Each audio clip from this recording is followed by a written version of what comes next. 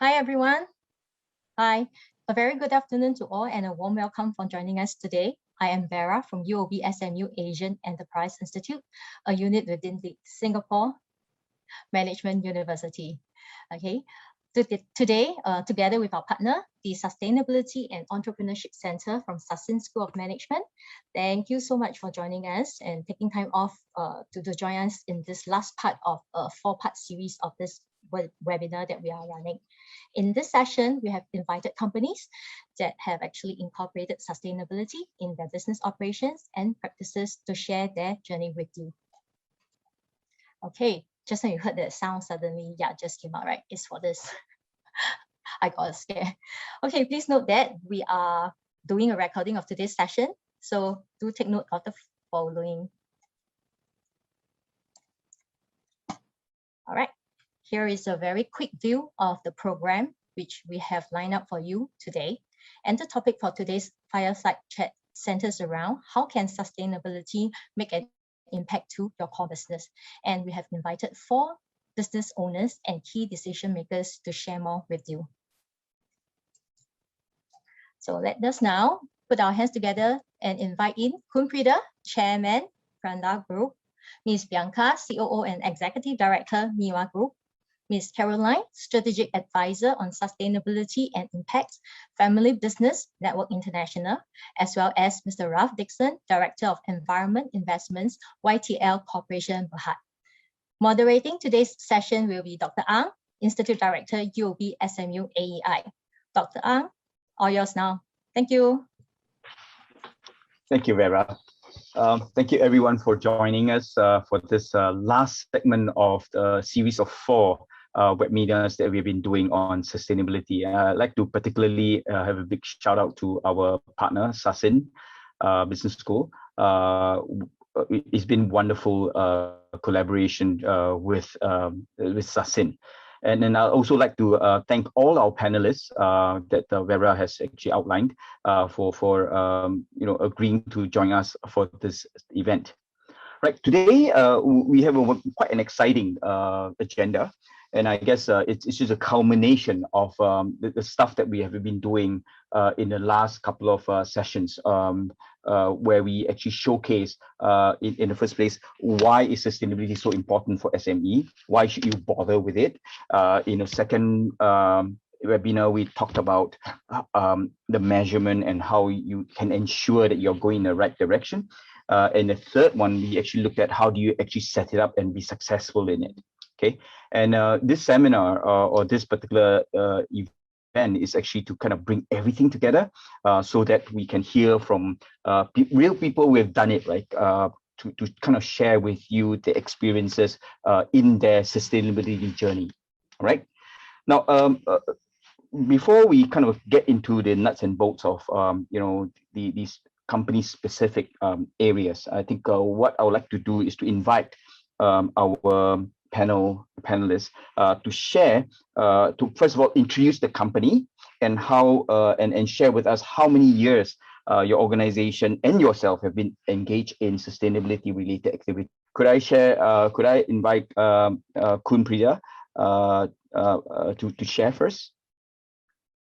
Khun Prida, please.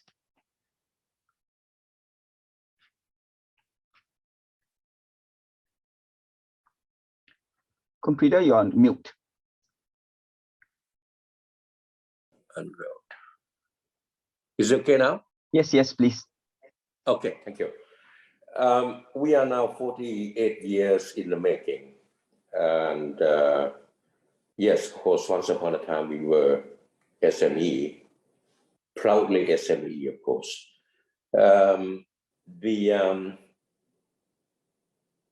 We actually have been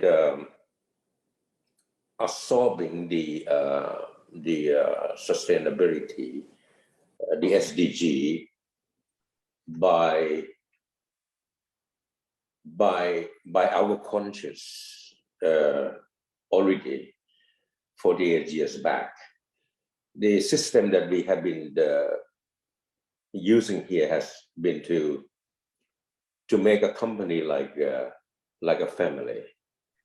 Actually, it starts with a family, but then again we add outsiders into our operation, and we ask them to consider that you are now entering the second family, if you like.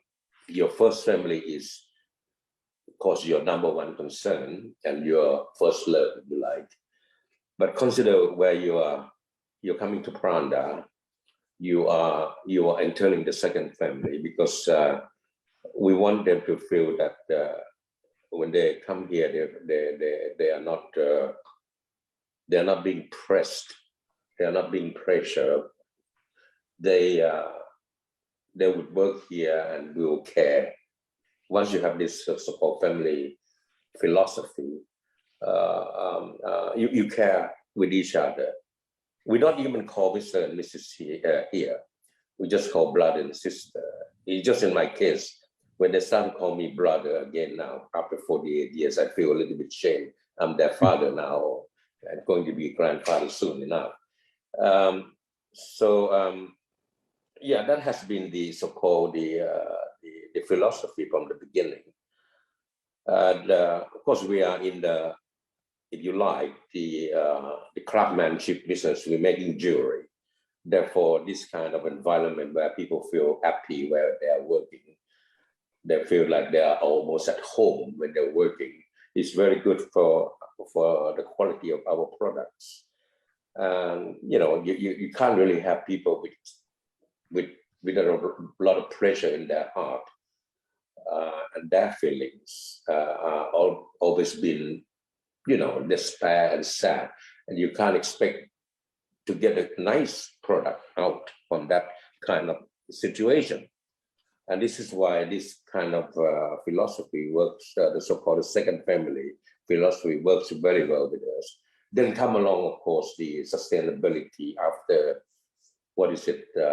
since 2010, right?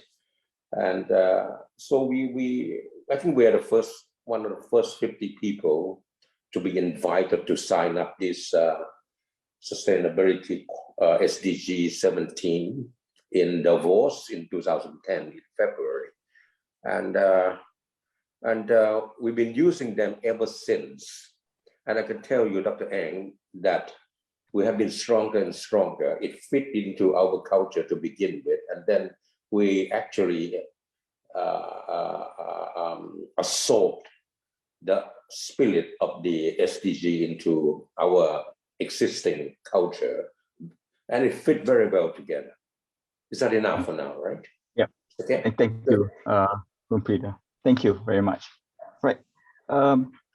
Bianca, over to you.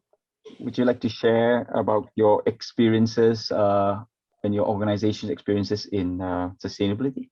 Yeah, so I think I'll just share a little bit about what our company does. If you can see this, so yes. we're basically in the palm oil industry. Just for you who don't know, palm oil is a major oil. It is actually it accounts for 32% of global oils and fats production. Soybean is just 24%. Rapeseed oil is 11%. So palm oil is actually a much big industry than we realize. Of this, 85% of it is produced in Malaysia and Indonesia. Okay, so this is just, So this just shows the acreage: 5.8 million hectares in Malaysia and 14 million hectares in Indonesia.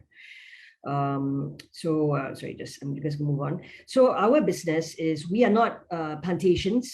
We do not own plantations. We are actually processors. So we buy from plantations and mills. We refine it, and then we either sell it in bulk in big vessels, or we sell it in a brand. We further process it, we sell it in brands. So it could be margarine, shortenings, edible oils. We have our own brands. In Singapore, we sell under the brand Oki. Besides oil, we also sell a variety of consumer products such as rice, condensed milk, evaporated milk, and some premixes. We are one of the largest palm oil refiners in the world, with 3.5 million tons of capacity a year, which is 10,000 tons a day. Our refineries are predominantly located in Malaysia, with one in Indonesia just recently. in terms of sustainability, we have a published framework, and these are our 5 principles.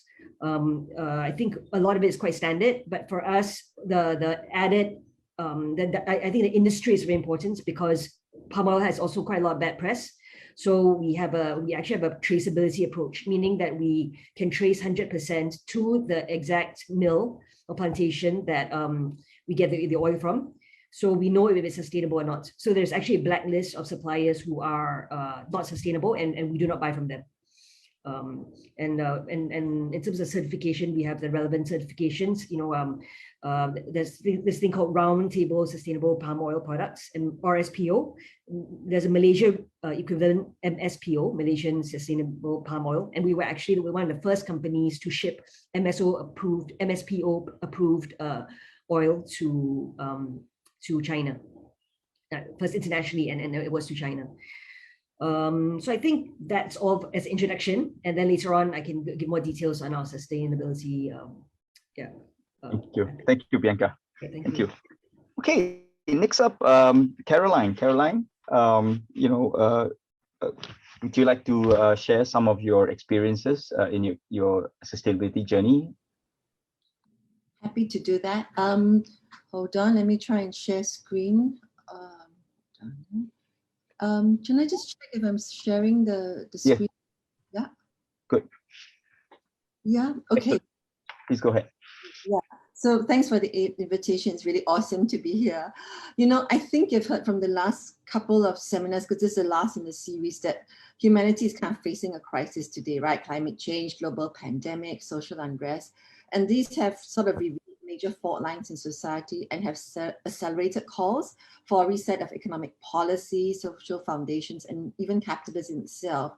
So very much we are all seeing that the role of business is being called into question, and we need to re-examine the purpose of business. Because today, business is regarded primarily by governments as an engine of economic growth. And while private enterprise can be very good at that, that is a problem. Much of that economic activity produces costs or externalities that are not absorbed by business, but which are nonetheless very real and borne by society. Smog in cities, eutrophication of rivers, loss of biodiversity that brings hundreds of species of live wild animals into unnatural contact with each other, and in the case of COVID, with domesticated species and animals. So I started work life as a systems engineer at IBM, and my last corporate role was head of marketing at Apple Asia Pac. And these years working in MNCs have helped shape my views of capitalism. I understood the power and potential of business to be a force for good. And cognizant of the innovations that sort of blossom at these intersections of the public, private, and people sector, I deliberately pivoted to areas I was not as familiar with. And hence, for the past 10 years, I have more systematically engaged with nonprofits and worked with a global network of family businesses. So Family Business Network is a vibrant community of over 4,000 business families across 60 countries. And in 2014, a group of us developed Polaris, a framework to help family businesses accelerate their sustainability performance. We designed roadmaps and toolkits for learning, curated training with experts like Al Gore, developed close to 50 case studies of family businesses on their journey. And most recently, we worked with the UN to launch the Family Business for Sustainable Development Initiative. As you all may be aware, family businesses the world over are 2/3 of all enterprises. We contribute 60% to job creation and over 70% to GDP. And the UN appreciates that if we are to deliver on the SDGs, more of the private sector needs to be activated. And hence, we encourage all family businesses to be part of this initiative. In developing Polaris for FBN, we looked for frameworks to help family businesses measure their impact, and we reviewed a number of tools, assessments, and guides that were already available for businesses. And I was drawn in particular to the B Corp movement and the B Impact assessment for a number of reasons. On top of being a self-assessment, making it easy for family businesses, it embraced a 360-degree view of sustainability and was relevant for the whole business. So while there are lots of assessment tools out there, they are for specific products, right? They're rather one-dimensional. Example, Green Mark for building or Fair Trade for coffee. So you could certify one product as sustainable, but that may not reflect on the company's culture or values as a whole. And what sets the B Corp certification apart is that it evaluates an entire company on metrics that include worker engagement, community involvement, environmental footprint, and governance structures, rather than a single product or aspect of a company. And this big picture stakeholder evaluation rigor is critical as it distinguishes between good companies and just good marketing. And while all companies can just make use of this tool because it's free, those who manage to score at least 80 could aspire to be certified B Corps, joining a movement of businesses that meet the highest standards of verified social and environmental performance, accountability, and transparency. So B Corps are purposeful, profitable, and resilient, and they aim to redefine outmoded views of corporate success as they aspire to use the power of markets to solve social and environmental problems. Today, there are over 4,000 certified B Corps from 150 industries and across 74 countries. This includes companies like The Guardian, Body Shop, Patagonia, Ben & Jerry's, and Coursera. There are close to 100 B Corps now in Asia and 14 in Singapore. And this calls for more conscious and inclusive capitalism has fueled the interest and appreciation of B Corps, not only across the world, but here in Southeast Asia. Today, I spend time with family businesses keen to accelerate their sustainable performance, and I volunteer in the impact and social justice space. I'm a huge advocate of the B Corp movement, but I also chair Jesuit Refugee Service Singapore, part of a 40-year-old international NGO that serves refugees in conflict zones, on remote borders, and in busy cities. And working with B Corps, FBN members, and other values-driven entrepreneurs, we have developed programs to provide life skills, certified digital training, and virtual internships to refugees and other forcibly displaced in Southeast Asia, empowering some of the most vulnerable in our region and building values-driven and resilient communities. So by working across sectors and catalyzing for-profit and non-profit partnerships, we can better harness talent, resources, and goodwill, and deliver on both the purpose of business and humanity's shared vision, the Sustainable Development Goals. Thank you. Okay. Thanks, Caroline. All right, next up, Ralph Dixon. Would you like to share your experiences in YTL's experiences in the sustainability journey? Thank you. Yeah, thank you very much. And I love the way that Caroline, her first screen was with purpose in it. And I think this is very important because it transcends mission and vision. And I often ask, the founders or shareholders of companies when we do carbon assessment work for them or other engagement, I don't say, what's your mission or vision? I say, what's your purpose? Why are you engaged in this? Apart from wanting to obviously be financially viable or successful. So I think that's extremely important in the mix. I'll just share a couple of slides with you. I hope you can all see that. Yes. Okay. So I think, looking at the first part of your question earlier was, what is behind the sort of philosophy of the YTL group? And I think that is partly to do with, in terms of the purpose. And if you look back to where we started, obviously, building nucleus hospitals around Malaysia, and simple things like building terrace houses, moving families out of walk-up flats into terrace houses. So more space, a garden, also trying to match on price. Those were important social as well as environmental impacts. And I think that very often they're underestimated or underappreciated. Same thing with hospitals, building infrastructure, extremely important to get the base infrastructure right. And I think you might know that YTL was the proponent of the first combined cycle gas power plants in Malaysia. So always looking for solutions and innovations to bring down the emission grid factor.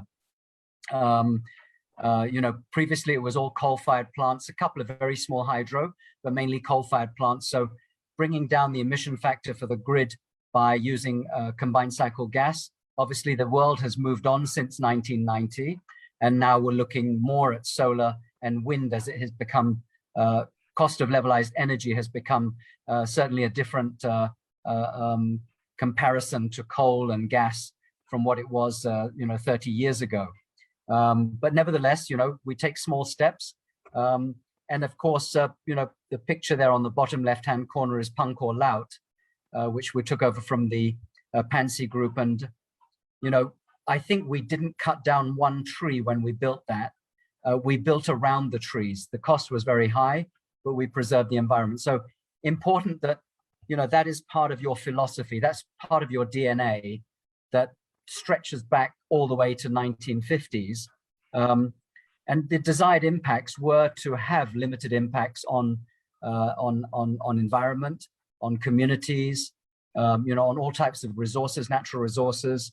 And I think, looking at the philosophy of the group, we can see where we've been in history. People like Milton Friedman talking about the only purpose of business is profit.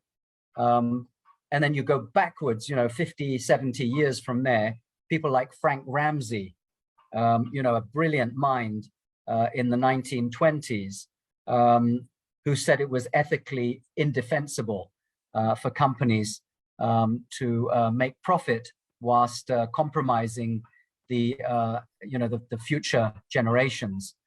So I think we've come full circle. We've been there before. We came back to the Industrial Revolution, and obviously we're on a very, very firm track now. So I think it's encouraging that so many companies are adopting the principles, United Nations Global Compact, all the different principal SDGs, and we've done the same, obviously trying, and very generic they are, in terms of pillars of environment, people, communities, and responsible products, and aligning those with the SDGs. Going through rigorous, materiality exercises in the group to find out, where our impacts are, where the priority or material areas are, and then how to mitigate those negative impacts. And that is reflected in a number of products. Cement, we've reduced the intensity of CO2.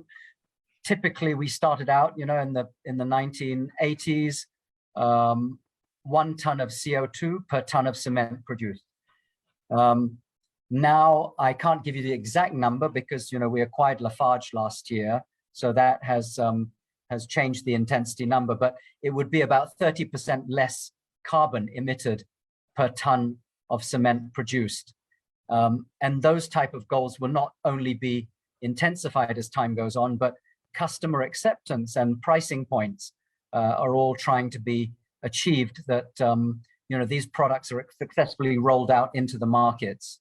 Heritage buildings like Majestic Malacca, Majestic KL, the depot, the old British railway depot in Sentul, which we've converted into a multi-use venue. I think those all speak volumes about the philosophy and the DNA of the group.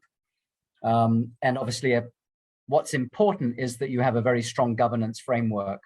And I think that we've put a few of these in the last 15 years.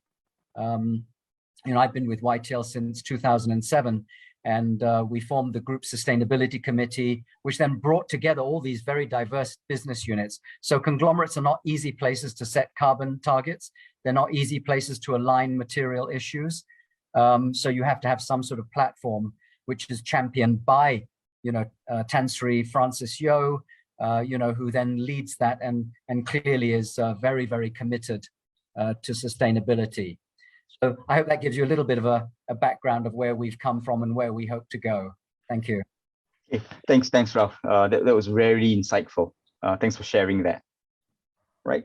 Now let's move into the specific companies like Pranda Group, Kun Prida. I know you've shared a lot about the initiatives that you have started many years ago, and you also shared that it fits really well with the culture, right? Perhaps I kind of ask you, right, like what triggered this journey, which started a long time ago, right? And in fact, if you look at the history of the Pranda Group, you're really in the forefront of this sustainability effort. So could I just ask you to share, issues that you were kind of thinking about when you started this, and what was a trigger point for you to start this? Well, what can we say? I mean, we are in the culture products. We create craft. So it would have been our conscious from the beginning that we have to make our workers happy. So that's a starting point. And to make the workers happy, you have to be fair. You have to be stakeholders fair.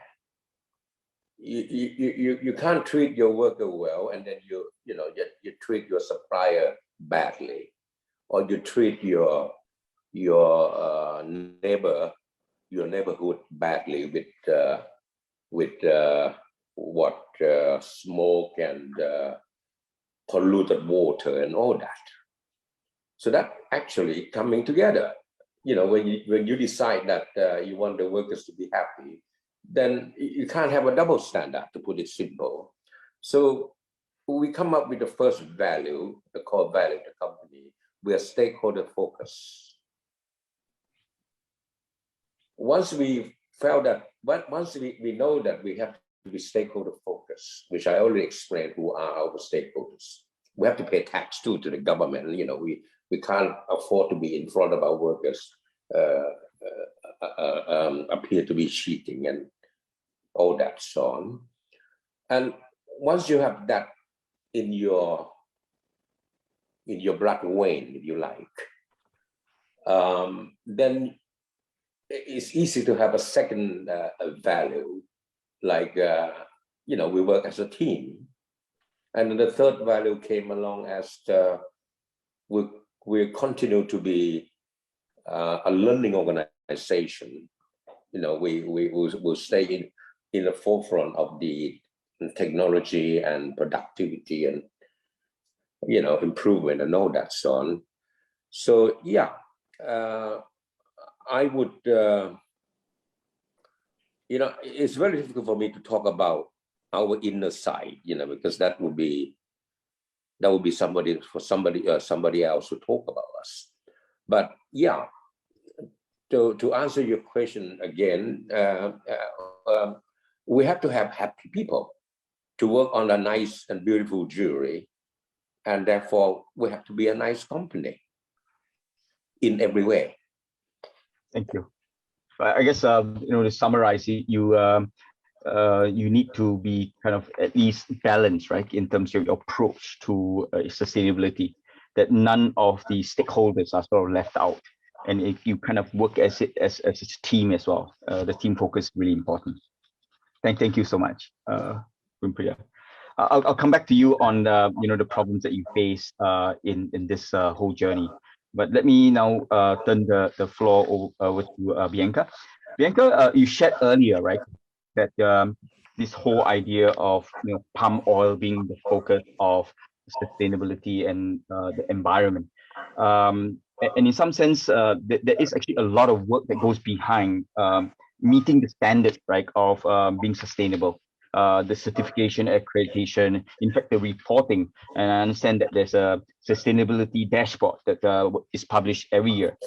Now, could you share if this is just all necessary evil in business, to just increase costs, or are there tangible benefits in doing all these work? I mean, are there some? Can you just share with us kind of the So, yeah, if I could just okay, I'll share the screen again. Okay, so I think something that we have to understand is when you say sustainable, right? We're trying to create a sustainable planet. Population is increasing, so the projection is by 2050 there'll be another 2 billion people, right? So in order for the world to survive and then survive well, you need to make up for this food gap, right? So that's why the things like protein gaps, that's why you have alternate meats, right? So similarly for oil, you will need to find enough oil to feed the additional 2 billion people. Okay. Okay, so how do we do that, right? So, okay, firstly, I just like to say, I mean, about palm oil, right? Firstly, palm oil is, it is a healthy, it is actually a healthy oil. There's actually a recommendation that you have 6.8 grams of palm oil a day, right? Okay, but more from the environmental factor. This graph will show you, right, that for every hectare of land that is used, 3.74 tons of palm oil is produced, as opposed to 0.38 hectares of soybean. So in terms of efficiency of land use, palm oil is way higher than all the others, significantly higher, right? And in the graph on the right, you can see that palm oil requires the least land, right? So if we were to redesign the world today and we were to ask ourselves what's the best way we design it, I would say that you should plant more of the most productive crop, right? In terms of economic contribution. So we're talking about sort of the macro level of your government, right? The return on land is palm oil versus rubber is 1.6 times higher, the return. And it's 10 times higher than that of paddy, of rice, okay? As I said before, palm oil is produced mostly in Malaysia and Indonesia. So, okay, and in terms of, there's a lot of benefits of palm oil, right? So it's used for a lot of things. I mean, there's no, it's resistant to oxidation. So, you know, it's healthier. It's free of trans fat. It burns at a higher temperature. So therefore, that's why it's resistant to oxidation. So there's a lot of advantages to it. Besides the fact it's also cheaper. So it's actually the cheapest oil there is that we have today. Okay, but then of course there are sustainability issues, right? So for us, as I said, we are refiners. So we are not in the business of deforestation, right? But we are in the business of being accountable to our consumers. And our consumers may be chocolate factories or bakeries or the end consumer. And so we need to be accountable to them. And some of them are very particular. So to your question of whether economically it makes sense, well, I think the world is demanding sustainability, right? So having said that, palm oil, the industry of palm oil has matured a lot in the last 15 years. You know, you remember you used to have forest fires, we used to have haze. I mean, all that's gone because it all originated from Indonesia, where there were a lot of small owners, small farmers, and it was just their practice. But because there was suddenly so much palm oil being grown in Indonesia, the practices had not yet caught up. And so international standards were placed. And a lot of pressure was placed on us as the end suppliers to push our suppliers to become more sustainable, right? And so the industry has changed a lot.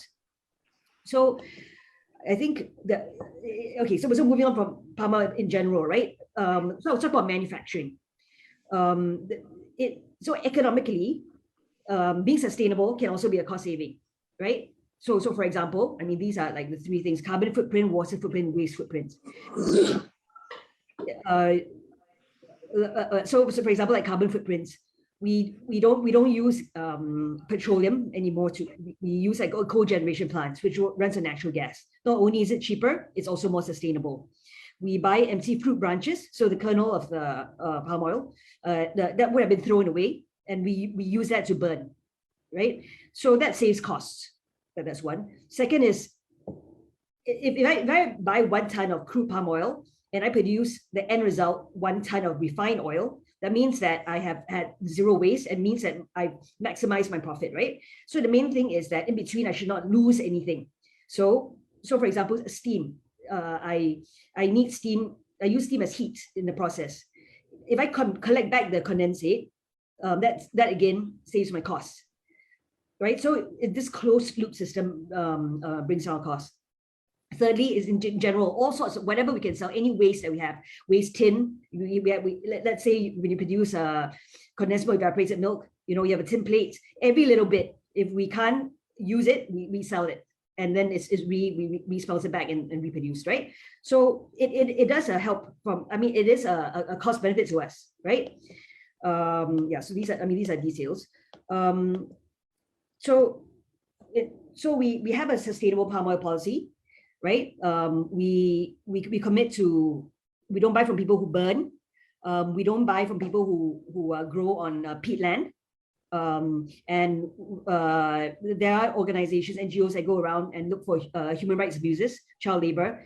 When it's flagged up, we will actually, we will not buy, we'll immediately stop buying from them, and we will have a grievance list, and they will have to rectify, and then we will go back to the NGO with this rectification list, and together we will work with the supplier, and only when the supplier is rehabilitated, then we will buy from them again. So we are also in a process of conversion. So we convert them to sustainable practices, and we've done that quite a lot. Yeah, so I think in general, I don't want to share more slides, but more or less that's should give you an idea of what it means for us as manufacturers in a sensitive space. Thank you, Bianca. Wonderful sharing on that one. A lot of learning on my side. Okay, Caroline. You've been in this whole process of certification for sustainable programs. Now, this whole idea of certification is a little bit of there's a fair bit of a debate, right? The proponents think that it works really well. In fact, Jeanette wrote in the chat group that that the B Corp works really well, and thank all of you for your effort. But there are also another group of people who are skeptics, who raise the issue of whitewashing. What is your view on this debate, and how do we ensure that that the certification process doesn't get misused or abused by companies who are not genuinely interested in making the world a better place? Thanks, Sir King. But first, let me congratulate Bianca. I love that concept that, when they do find a supplier that is not in line with their values, they don't just like, oh, I'm not going to work with you anymore. You actually engage with that supplier and you work with them through that process. That is really admirable, and kudos to you and all your organization, because that's what we always advocate, right? There's no point if that person has got child labor in the supply chain, you walk away, you're just aggravating the situation. So congratulations on that. And second, what you asked is really valid, right? And we can take this question from the viewpoint of the customer or the business.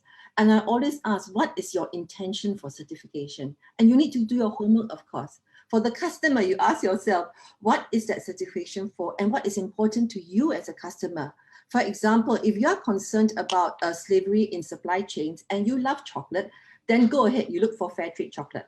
But if you are passionate about, say, LGBT rights or gender equity, then fair trade certification is not really relevant for you. But perhaps for this audience, more relevant is perhaps the viewpoint of the company. What is your intention of going for certification? Is it a prerequisite by your client, for example? If you're in textiles, right, and you supply to any of the big fashion companies, you need to undergo myriad of certifications like Autotex or GOTS, etc. And Bianca shared what is the requisite for palm oil. It's not easy. Or are you certifying not to appease your supply chain or your client, but because you want to attract talent or investors? Or do you want to be more energy efficient or mitigate risk? Or is it because you want your company to make the world a better place? And I'll give you one example of Pamela Chung. Some of you may know her. She's the founder of Better Barista. She wanted to build a company that was aligned with her values. She did the BIA before she set up the company, as the assessment gave her a framework of how she could set up her governance structure, HR policies, environmental measures, supply chain policies accordingly. And of course, because she did it that way, in a way she actually reverse engineered, she easily made it past 80 points because she had designed her company from scratch, and Better Barista became Singapore's first certified B Corp.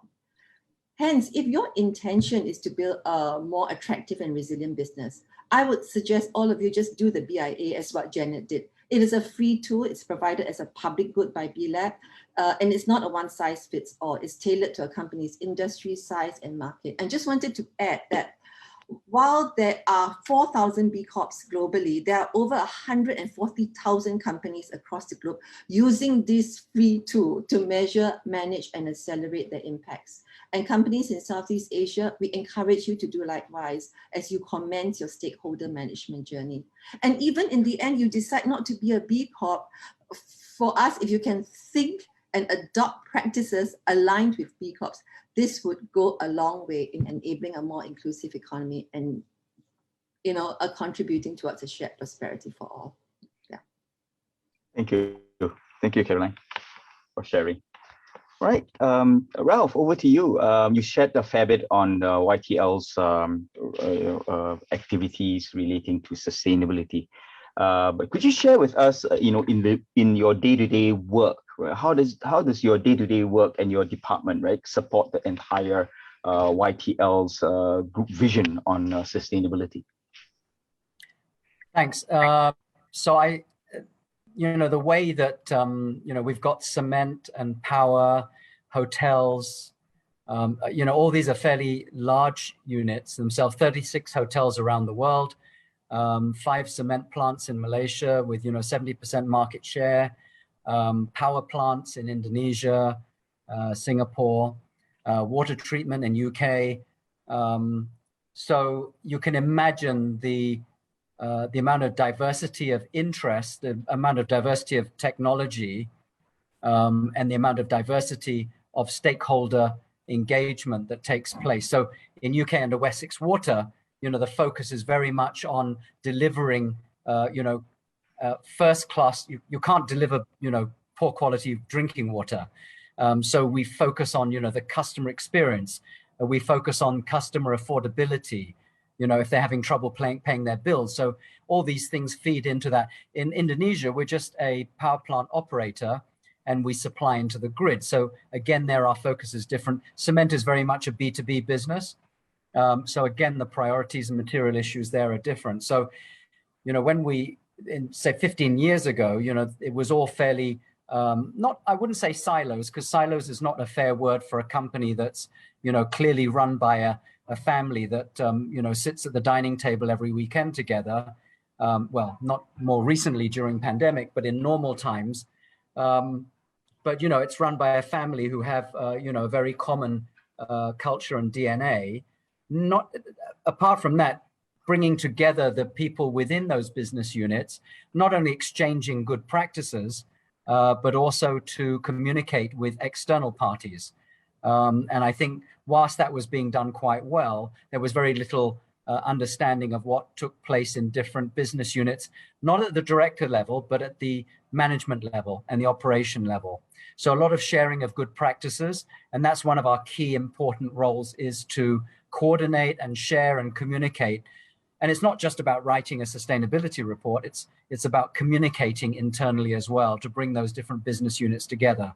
Good practices that take place in one place, you know, in UK, can be transferred and put in place in, you know, a small village in rural Java in Indonesia. So that is very much a key role. And of course, you know, having sustainability label, we're very much the conduit for technology, investment, and different types of vendors of products. So in the push to go local, to procure locally, in the push to find more energy efficient technology, everything from cement all the way through to, you know, property development, we have been the conduit for that as well. So I think, you know, quite a pivotal role in terms of now more than ever. If we look back 5 years, then quite a different type of position. Now everybody is saying, give us more, you know, they're hungry for, you know, anything related to ESG or sustainability credentials. And I think that's what's changed. And that's what's been a very positive move, is that I hate to say, but we're finally relevant. You know, we're very important and we're relevant. So I think the work that we've been doing, you know, over the last 15 years, I think finally the world has woken up, and that doesn't include everybody. But I certainly think that, you know, YTL woke up a long time ago. It just took us a long time to get onto the same page. Thanks. Thanks, Ralph, for that sharing. Okay, before I move to the next round of questions to the panel, maybe we can actually take some questions to the panel. I know there's one from Tapas that has actually asked a question, and members of the panelists, please feel free to jump in to share. And his question is, what is the trigger point for SMEs to adopt sustainability practices or sustainability reporting in your part of the world? And he said he could share the Indian perspective later on, right? So maybe we should invite the panel to comment on that, and then we'll ask Tapas to share his Indian experience. Anyone? So what's the trigger point for SMEs to adopt sustainability practices or sustainability reporting? Yeah, so if I can just start, I think for larger companies, there is actually no choice. It's going to become a regulation, right? And there's going to be more and more sustainable reporting. So for SMEs, I mean, I think it's also what you want to be, right? It really, I mean, you might not be as affected as bigger companies are, but I guess it will. You have to ask yourself what you stand for. That's one. Secondly, what the world would want from you, right? So there's a lot of bottom-up movements. I mean, can your company take it if, let's say, there was a social media post of engaging child labor, for example, right? So I think there are best practices. Of course, not all of us can afford to have them, but I think we should all be aware of them and try every year to improve yourself as fast as you can. That's my sense. Yeah. I think Bianca is totally spot on. I think even if you're a small company, you could be part of a bigger supply chain, right? And if you're in part of that supply chain, if the bigger companies require that, then you probably have to kind of stay in line, right? To be able to continue to supply to the bigger companies. Thank you, Bianca. Caroline, Ralph. So just yeah. A short comment. As I said, it's really your intent as to why you want to certify in the first place, right? There are external reasons and there are internal reasons. Yes, now for publicly listed companies, you are strongly encouraged, if not mandated, to report globally. But in Europe, private companies are now being asked to report. So it's a question of should you start the process before somebody tells you to do it? But I would like to suggest that there are many benefits to be able to report, to be transparent, and to further your impact. And I mean, whether you want to be part of a community of leaders with shared values, whether you want to attract talent and engage employees, you want to increase credibility or build trust, you can generate positive press, attract investors, whether so I just think that if you go on this sustainability route, there are a lot more advantages and insights into your company that you would have. And I just strongly encourage everyone to just start on the journey, no matter where you are, big company, small company, startup, a division, or whether a social entrepreneur, whatever. Yeah. Thank you, Caroline. Yeah, maybe just quickly stating the obvious, the triggers could be your regulators, could be your lenders, could be your investors, it could be your customers. But more importantly, I think it should be from an internal desire to measure and manage and report. So I think if you were to ask us, what really was the motivating factor, it was probably the internal desire to communicate. And that should probably, rather than having a stick, we should really encourage the use of carrots in this case, because then you get more transparent type of disclosure. You get a more honest and candid type of internal appraisal. So I think that's where, if it's pushed too much from the stick approach, we can force people into greenwashing where maybe they didn't want to. And that's a very undesirable result. So I think very much it should come from internal necessity. Thanks. Thank you, Ralph. Right, Kun Prida, over to you. You're on mute. Sorry, yeah. The underlying problem with being a small enterprise, by embracing the sustainability, or once upon a time we called CSR, is always the cost.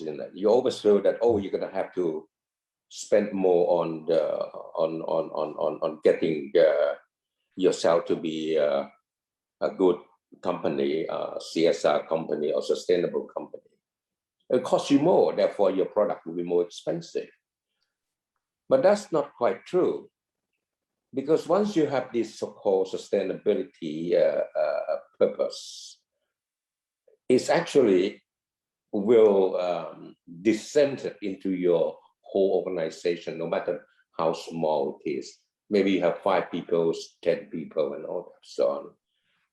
But if they know that you have that kind of ideology and you actually perform it, you give them a nice working place, you give them, a salary that is comparable to the marketplaces, and you give them the warmth of being on human relationship together. Not only you are the boss and you are my workers and all that, So once you actually achieve that in your small organization, your product, the outcome of your product, you will have a better quality product. And for that reason alone, you can actually sell at more expensive price. Now, that is the argument that I was using about 20 odd years ago before I joined the Global Compact.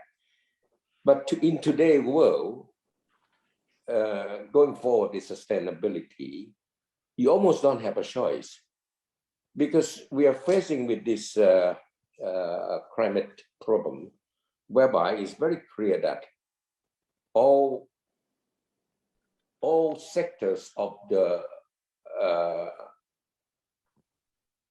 people in the world, we actually have to come together.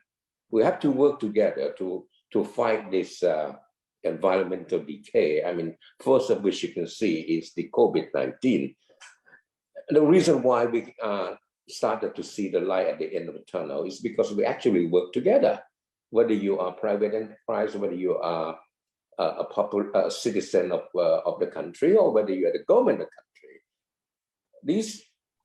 The reason why you can get out from the problem with this, the first attack from environment to the human being in the present day, is because you actually have to work together. And for that reason, whether you're big, you're small, you really have to perform your sustainability job anyway, no matter what. In fact, to be a little bit more precise, when we actually have to attain the carbon footprint, we all have to go zero, right? In 2050. So it doesn't matter whether you're big or small, you have to be there with your zero footprint in any case. So this is compulsory. So it doesn't matter whether you're big or small, you have to be there. In fact, when you're small, you're going to get there much easier than the big ones. So this is my question to... Good point. That's a very good point. Yeah, thanks. Thank you so much. Thank you. Okay, so before we move on to the next question, perhaps I could actually invite Captain Tapas to share his perspective on what's going on in India. Captain Tapas, you want to unmute yourself? It's possible to share your view.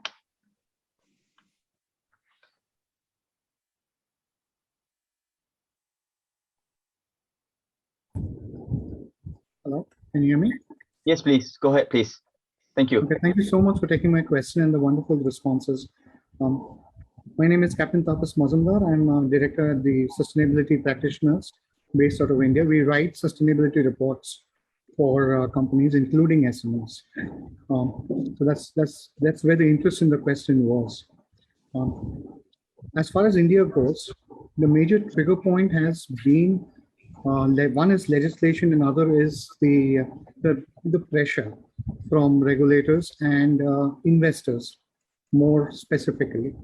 Okay, but while these two aspects have brought people to get a sustainability report written, More importantly, the value proposition, what they have experienced while they have implemented the SDGs and the targets and the KPIs around it, has actually helped them stay there and focus there. So more and more conviction happened only after they crossed the legislation line and the pressure from the investors. And this has been a trend even with the SMEs. And I agree with Mr. Frida as well. You know, it is not expensive. People believe it is expensive. It is only after they experience it. But somewhere down the line, when we talk about sustainability reporting, the business value proposition, the economics of it, the profit to the business, somehow does not be discussed upfront, which I think should be discussed, because that's what gets the commitment from the companies as well as the money from them. Because no government is going to be able to fund the entire cash required. Private sector has to push in money. SMEs will have to push in money. Their contribution is very important. And it is their activities that will actually, the impact of their activities will actually make the change. So that's the general trend that we see with the SMEs here in India. I just thought I'll share that. Thank you, Captain Tapas. Very wonderful sharing. Thank you very much. Okay, there is a question, another question from Hon Yun, who asked about besides B Corp and relevant act, I guess legislation, right, for certification. Now, where do you actually go and find solutions in terms of resources and experts and etc.? You know, where are the kind of, I guess he's alluding to where do you get help to get you going on the sustainability effort? Or where do you start? Anyone? Maybe Dr. I could just kick off. Please go ahead, please. I think it's a very good question. And I think it's very important to have the right type of consultant to help you on the way. And we engaged with a Singapore-based consultant along with a UK partner of theirs, both to do our materiality workshops. So, you know, there's many different stages in the process of your sustainability journey, but I see one of the foremost is establishing your governance structure, establishing then your stakeholders, and then going through and finding out what are the material issues. So very important to get a third party. I'll certainly be happy if people wanted to connect on LinkedIn. I could connect them with some of the partners that we've used. I don't think we're allowed to promote them on this platform. But yeah, it's very important to get those partners to lead you on the way. I think in terms of carbon accounting, there's something we do, and you know, there are a lot of different choices out there. You know, you've got the big four, you've got the more boutique type companies like ourselves. But in terms of sustainability, it's really important to get buy-in and to get you know, an inclusive feel about the way you begin the journey, so that all your internal stakeholders to begin with feel part of the journey. And then later on, you know, you move to the external stakeholders so that they also feel as if they are contributing to your materiality and also your priority areas. So happy to go offline with anybody who wants to get recommendations for consultants. Thanks. Thank you, Ralph. Caroline, anything to add, or Bianca? There are lots of resources out there, and there are many tools besides the B Impact Assessment. If you go to the Family Business Network website, we actually developed a guide for family businesses who are just starting out their sustainability journey. And so I don't know whether you can see, like, we developed this roadmap, you know, and it's actually looking at one axis, you know, the family leadership, and the other side, like the business leadership, and how you need to come together and establish a common why. So if you just go onto that website, we talk about the tools, the meetings, the structure, the dialogues that you have, so that you can start with the leadership, and then later on you sort of percolate, you know, you cascade all that to your employees, to your supply chain, to your industry, and even future generations. But it's an excellent question, because no matter where you are on the journey, whether you're very advanced like my fellow panelists, or you're just starting out, what's important is that you just go on this journey. Yeah. Thank you. Thanks, Caroline. Bianca, anything to add? Sorry. Yeah, I think, well, for one, if you're part of an association, as most industries are, you might be able to get some help from there. The second is that if you actually go to a lot of the websites of the bigger companies, they have their own sustainable platform. I mean, their policy. So you can take a look at that. And I think that sort of the one question which I mean, as business owners or whatever it is, you have to ask yourself, whether big or small, is what does your company stand for, right? Which is why people come up with value statements, mission statements, and then taking that and how do you apply it such that it resounds in your organization. So, I mean, the easiest part, I think the easiest framework is actually labor. So if you believe, for example, in no discrimination, then for example, your interview forms would not ask for certain information where there can be discrimination, right? Or I mean, so there are lots of ways. A lot of it, some of it is common sense, depending on which part of the journey you're on. But I think it's also just getting your senior managers to sit down and think about what is your mission value statement, and then devising everything around that. Thanks, Bianca. Right. Okay, before we go on to the next round of Q&A with the members of the audience, I'd like to kind of spend a bit of time with our panel asking the next set of questions. Kun Prida, you've been doing it so many years, right? And when you first started out in this journey, I'm sure there were issues and problems that you face, challenges that you face, right? Could you share with us what are some of the more pressing problems, right? When you first start, is it internal or external? And how do you actually overcome them? Well, you hear me, right? Yes, yes. Okay. Well, I think our problem is more of the external. Before things become institutionalized, start with the Global Compact and then go on. That was 20 years ago. When I present my thinking to investors, to the Chamber of Commerce, Chamber of Industries, and all that, they look at me like a man from the moon. And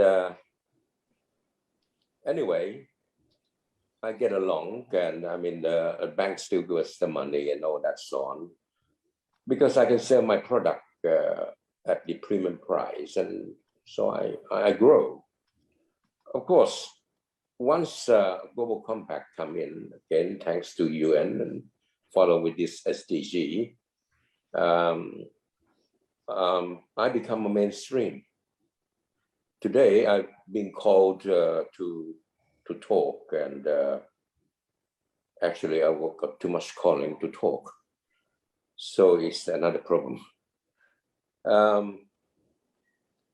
I can sell my product, become a premium product now, and our buyers like to refer to our names and all that, and they can readily go to our website and see who we are. And things become a lot easy. And I have to say, I have too much order now.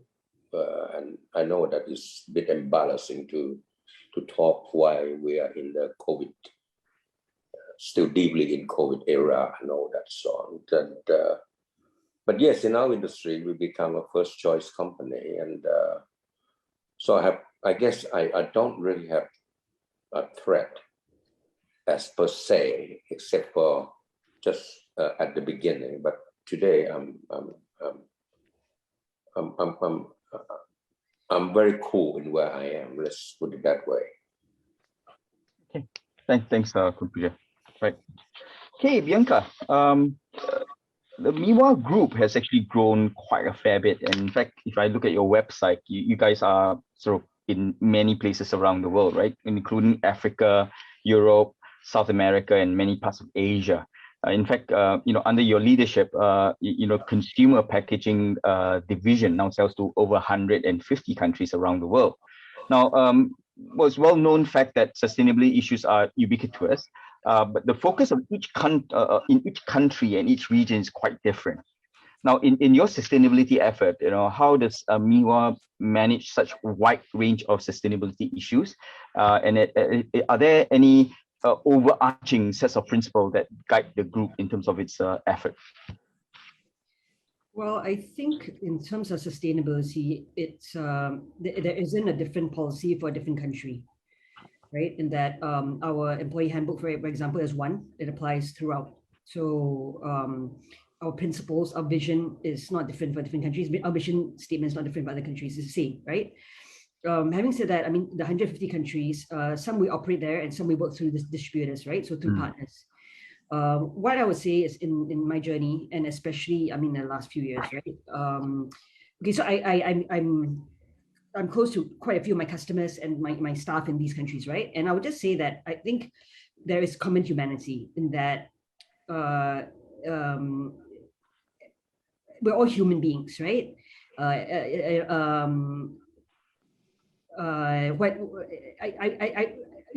example, I have a good customer in Syria, and he was forced to leave and live in Dubai, and it was war torn. Yesterday I was speaking to my buyer from Myanmar, and it's quite chaotic there. Staff in India and Africa who actually got COVID. I mean, they don't have the sort of medical resources, access to medical resources that we do. I actually have one staff in Indonesia who passed away from COVID. So I think this may not be answering your question directly, but I just think it's people are the same everywhere, the same needs, the same common humanity, right? And that they all want to survive. They all have families that they care for and love. They all come to work to gain, well, two things. One is to earn a living, to feed their family, wherever you are, whether rich or poor, that's what you do. That's what you come to work for. Secondly, is derive meaning, because you spend so much time at work, right? So how do we create an environment such that we are part? I think we as employers are very cognizant of the fact that we are we play such a major part in your life, and you spend so much time with us in a business that's not yours, right? So how do we make you feel like you're an owner? How do we make you feel pride in your work? How do we make you derive meaning? We have staff that work with us, like I think that with logs like 35 years, 30 years, 20. So they're given a huge part of their lives to our company. So I think that is that kind of relationship of we appreciate. And we want you to enjoy your job. We want you to be happy coming to work. We want to create meaning. So we're very aware of that. So we create as nice an environment as we can, right, for you. And we give you autonomy, and you make decisions, and you own the decisions. And I think that's I mean, that really it's not exactly answering your question, but it is creating a sustainable environment, which creates a sustainable business. That is my philosophy. Thank you, Rinka. Right, Caroline. You have been working with family businesses across Asia and the world. What can you tell us about the general attitude of family business owners as it relates to sustainability? And is there a difference between like the likes of Kun Prida and the newer generations of business owners across Asia? Would you like to share some of these insights? How much time do you have? I can go on forever. Please go ahead. It's such a great. So I have really been inspired by the many family businesses who have strategically innovated and embedded sustainability in the core of their operations. I mean, you've heard three of them today. But let me answer by first telling two short stories. Yeah. Fox Marshall is a third family business. They're based in Pune, India. They manufacture steam engineering solutions that help their customers improve environmental performance. They are very philanthropic. They build hospitals that provide free healthcare. At the peak of COVID, they cooked 1,000 meals a day for migrant workers and serve the most vulnerable. They're also advocates, as many of you are, of Michael Porter's shared value. And they have put in place initiatives that link their core competence with a social problem in such a way that it creates win-win solutions. So one of them, for example, was after sales service to customer is in remote locations. So what they did was to create economically disadvantaged youth in rural villages to provide customer service to their clients. So they increased customer satisfaction while simultaneously serving the community there by offering good quality jobs. Another story would be Belle Group. They're a fourth generation family business from France. They are known the world over as Laughing Cow, you know, the cheese brand? Yeah. So Belle always had a focus on the bottom of the pyramid, right? The lower social economic segment. And they always seek ways to empower the people in this group. So when they ventured into Ho Chi Minh, they did research and they identified that street vendors were one of the most vulnerable groups. So they explored the possibility of engaging this subset of these vendors as their own distribution channel. So they don't just go to the huge supermarkets. They ask these street vendors to sell Laughing Cow cheese for them. And they train them, they provide them with finance, accounting, entrepreneurship skills as well. And so these vendors sell Laughing Cow cheese alongside their fruits and vegetables. So it's a win-win-win. So Belle enters a new untapped market. The fruit sellers have additional income, and customers at the bottom of the pyramid have the opportunity to purchase a new nutrient, as the cheese is now no longer sold by the box, but by the wedge. So just two of numerous examples, right? As I've worked with family businesses, some of which are B Corp, some are not, from basically Ecuador to England or Holland to Hungary or China to Colombia, and they're all amazing stories of impact. Yet, a family business study by Edelman says that while family businesses are more trusted than non-family business, they are squandering an advantage. They are not reporting. And hence, we know a couple of studies that demonstrated that listed family businesses lag behind their peers when it comes to sustainability performance. They are not as innovative, they do not contribute to society, they do not create jobs. Yet, as Edelman reports, in reality, 50 to 80% of all jobs are created by family businesses.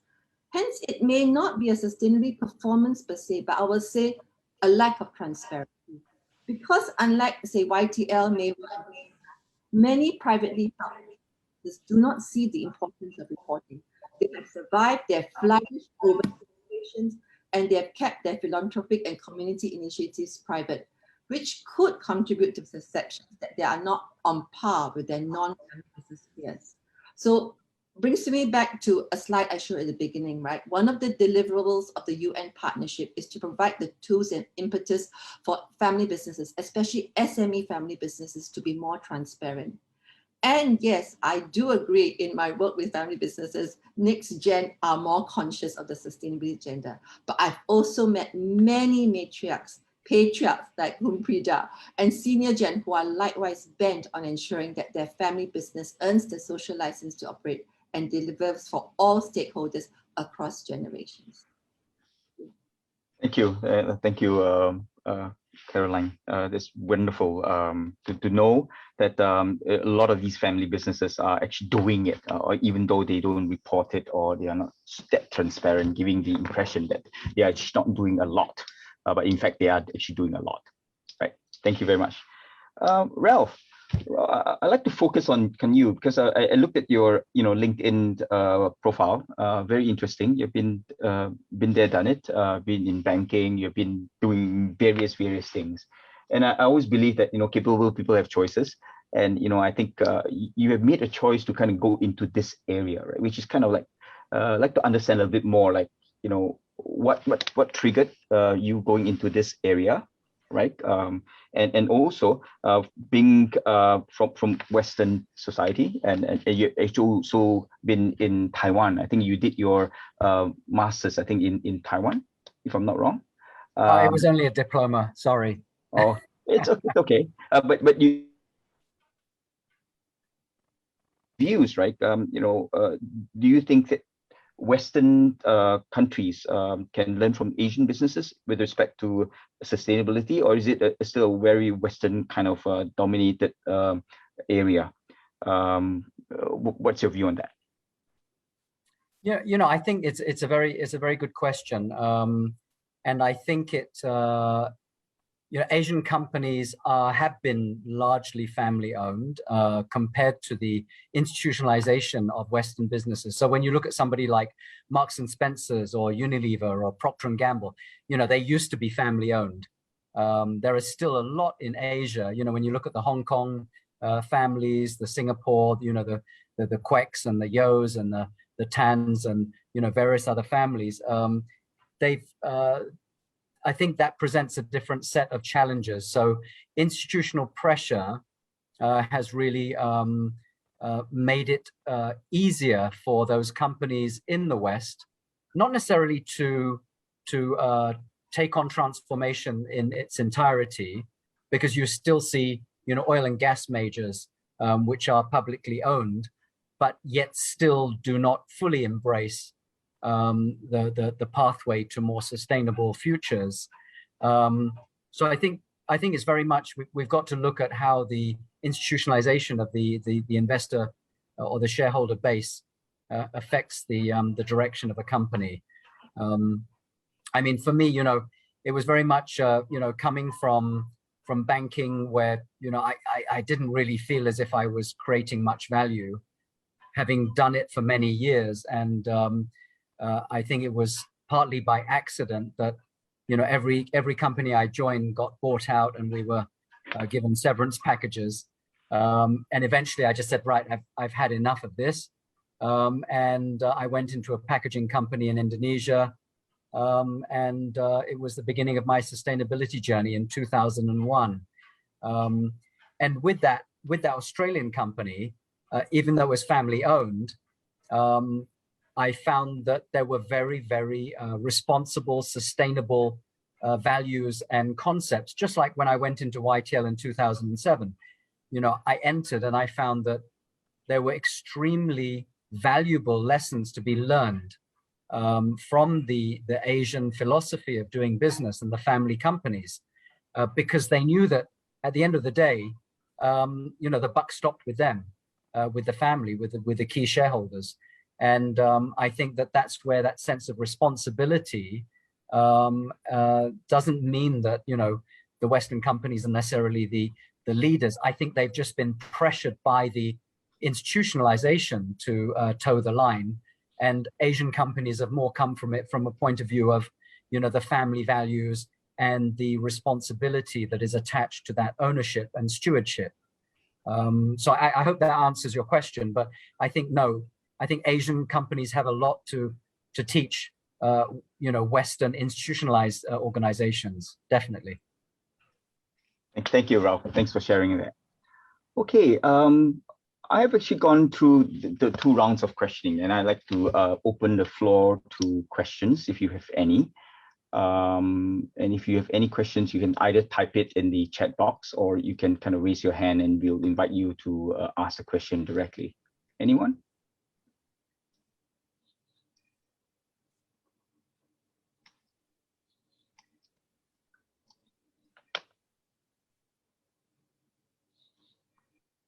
Okay. So you can give, you know, our members of audience class participation points. I guess that's the reason why no one's asking question. Okay, there's no other have a round of you know, concluding remarks from our wonderful members of the panel on the what do you think, right, would be the future of the sustainability effort in the world? Where do you think your own sustainability program is heading? And are there new themes or challenges that necessitate changes in the focus and direction of your respective program? So what's the latest and the greatest in your organization and in the market? I guess that's the way to put it. Anyone would like to join in and share?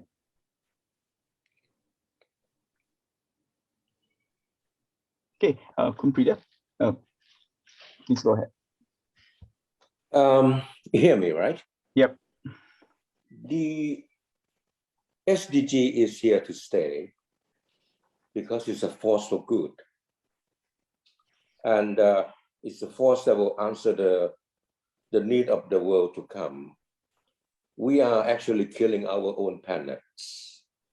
And we need to rectify it.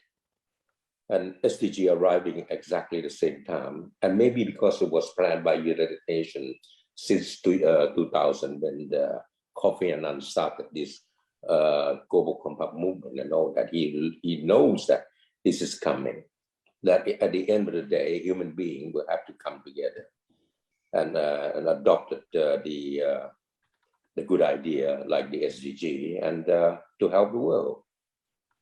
And for that reason, I sincerely believe in SDG, that it will grow, and anybody who goes into it will make their own organization become stronger and stronger. And last but not least,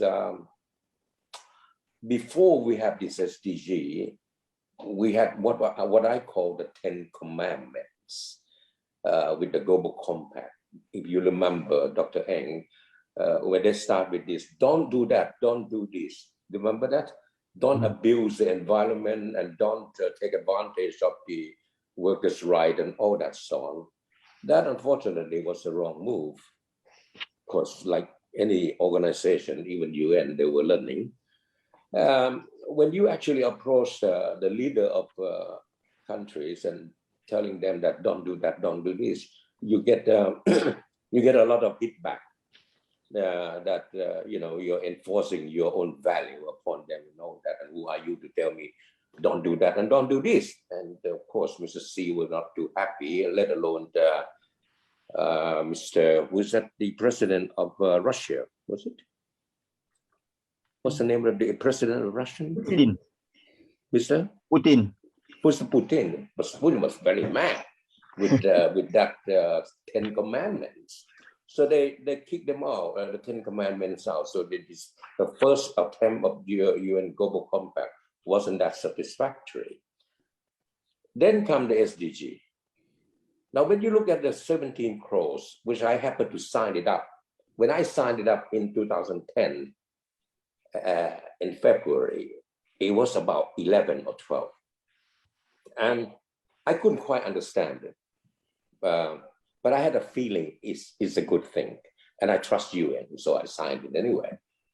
And as I told you that since then, I feel myself stronger and stronger, and also my organization. I want to say this. I think the 17 could save the world, could save the free world away from the authoritative world. This is going to be the one that bridge them together. Because if you look at it carefully, the 17 clause are the human basic right. It's not even human right, because human right could be too authoritative, But the United Nations was clever enough today to actually articulate it out, that as a human being, you have the right for clean air, you have the right for clean water, you have equal right for education. Which regime in the world is gonna actually say no to that, even how authoritative you are? So, yeah. In finality, the SDG is the answer, and is it here to stay? Adopt it, please, and you'll find a solution in your organization. And I believe that this is a solution for the world. Thank you. Thanks, Kumfrida. Caroline, any final remarks? Can I tell one more story? Yes, please. Okay, so it's related to purpose. Thank you, Ralph, for giving a shout out to purpose. So some of you may know this story of a lady called Allyson Felix. She represented the US in 4 consecutive Olympics. At Tokyo 2 months ago, she became the oldest American woman to win a gold medal. Now, after Rio in 2016, at age 30, she decided to start a family. On learning she was pregnant, Nike, her sponsor, was aghast and cut her endorsement by 70%. The decision angered Allyson, who felt it was discriminatory. She spoke out against Nike, she cut off all ties, and she signed with Athleta, a certified B Corp, who creates premium performance apparel designed by women for all women. And Alison explained when she became Athlete's first sponsored athlete, I was moved by the community of women and girls that Athleta is empowering through sports. It was important to me to find a partner that championed my values. And today, and she's now America's most medaled track and field athlete, she plays a key role in Athleta's Power of She campaign, which is expected to propel this certified B Corp to $1 billion in sales. Wow. So this is just a great example of how we can align purpose with profit. Yeah. Thank you. And this, of course, will be something that will propel the sustainability effort going forward. Right. Okay. Ralph, any last comments? Like Caroline, I'd like to tell a quick story, a very quick one. And I think the journey forward for all of us has changed dramatically in the last year, not because of just the pandemic, but also because of the natural disasters and hitting the developed world. And I think that we need to look back at the Montreal Protocol, which was signed in, I think, 1987 to eliminate CFCs. And that was a very successful project. Of course, the ozone layer has not been fully repaired yet, but should be fully repaired by 2070. So it's a long time off. I think we're slowly realizing that the lead times into climate change are very, very long. The cause and effects are very, very long.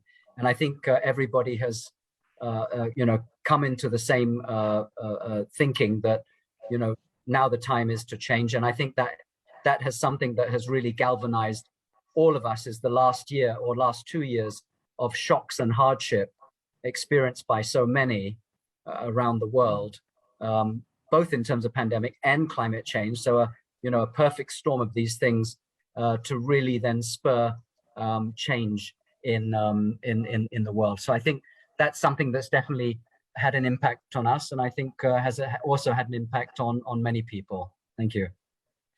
Thanks, Ralph. I'd like to now draw this panel discussion to a close, just to kind of make sure that we kind of all walk away having learned something. We have actually a lot of learning today.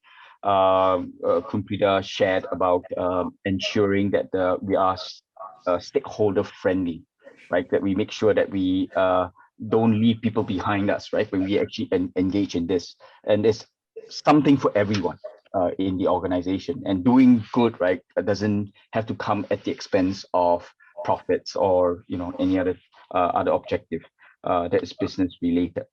Of course, then we also learn from Bianca about MIWA's efforts to ensure that the whole entire value chain, and I particularly was moved by the effort to rehabilitate people or suppliers who are not in sync with the sustainability effort, and Caroline has actually echoed that as well. Thank you very much for that.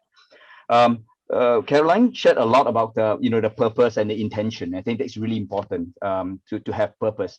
Certification, not for certification's sake, but what do you really want out of it? And I think that's the very core of what the sustainability effort is all about. I think that's wonderful.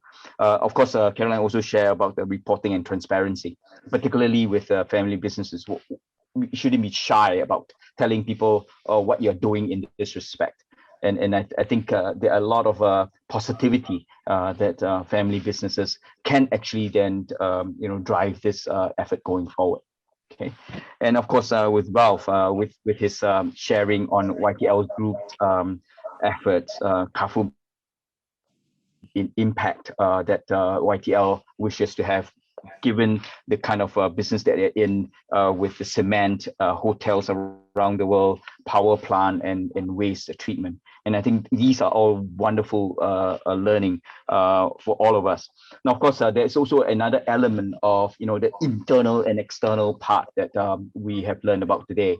The internal part, as in the disclosure, as well as the candidness of your mission and what you want to do.